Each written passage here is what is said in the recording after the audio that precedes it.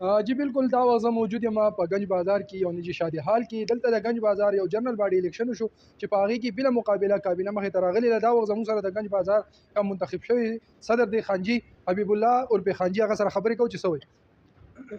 اعوذ بالله من الشیطان الرجیم، بسم الله الرحمن الرحیم.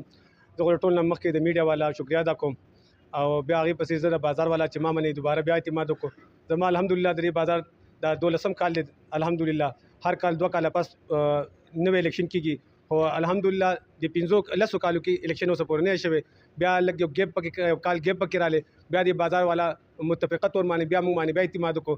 الحمدلله زه نن بیا په 4/4/2024 نن الحمدلله زموږ خلک برداري پروګرام د منګل په ورځ باندې الحمدلله زه د ټول بازار د خپل کابینې د خپل مشران کوم ما سره چې ولاړ دي د شورا ممبرانو د ټولو شکریا ادا کوم، د میډیا والا سره د ټولو خلکو د شکریا ادا کوم. مهرباني جی چیرمین صاحب.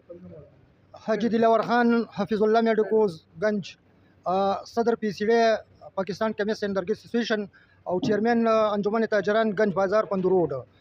زه د میډیا والا پیله شکریا ادا کوم چې دوی د خپل قیمتي وخت ویستلو او دلته راغله او دلته زموږ سره ولاړ دي.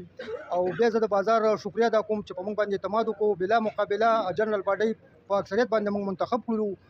زه د ټول بازار او د انجمن تاجران او د شهید خان او زمونږ د تاجر انصاف د ګروپ د ټولو شکریا ادا کوم. جزاک الله. السلام علیکم. جی بالکل دا وخت زموږ سره یو ینګ نوجوان موجود دی چې کوم جنرال سیکرټري منتخب شوی سمیع الله جنګوي صاحب. څه وایي؟ بسم الله الرحمن الرحیم. ټول نه اول خو شهید زمان یوسف زی صاحب، اقبال صاحب او نور څومره ملګري د میډیا والا غي شکریا ادا کوم. الحمدلله نن چې کوم پروګرام شو ډېر کامیاب پروګرام شو، ډېر بهترین او ډېر خانداس کې څنګه چې د بازار کې څه وخت پورې الیکشن نو شوی او صدارت نو نن الحمدلله د مشرانو فیصله وکړه هغه دوباره به دغه شان یو کابینه منتخب کړه. هغه کې صدر حبیب الله عرف خانجي هغه صدر منتخب شلو او نور کابینه د وسه زموږ چیرمن صاحب دلاور جی او څومره مرګري چې راغلي دي د بازار او بهر څومره ملمانو هغه ټول شکریا ادا کوم. قاسم دا ته تاسو نوجوان یې په بازار کې هم اکثریت وسته نوجوانانو دکاندارانو د تاجرانو هغې ته څه پیغام؟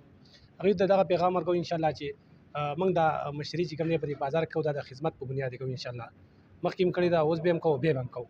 او چې د هغې د نوجوانو هر رنګه خبر راځي په بازار کې انشاءالله د هغې دپاره به لبیک کې هم به حاضر مشرانو کشرانو حبیب الله بیا منتخب شو، زه به سره رالم او موږ به د دې بازار څه خدمت کوو او په ښه دغه بیا کوو. د هرې خبرې ته به موږ رسېږو انشاءالله، الله به رسوي. حبیب الله عبدالوهاب او خانجي سره چې موږ کابینه کې وو او زموږ جی ماشاءالله ډېر نډر او بې باک او تکړه سړی ماشاءالله صدر راغلی دی جی خانجي. انشاءالله په دې د دې په قیادت کې به موږ انشاءالله د بازار پوره خدمت کوو. حدود صدر ایکشن کمیټۍ موبایل اسوسییشن بندرور عبدالودود خبرې کوم. زه د ټول بازار ډېره شکریا ادا کوم چې هغوی په ډېر اعتماد سره په خانجي باندې چې دا کم اعتماد وکړو. زه د هغې د ټولو مېلمنو شکریا ادا کوم او موږ بیا انشاءالله خانجي چې څنګه خدمت یې خانجي به هغه په دواړو سترګو باندې کوي.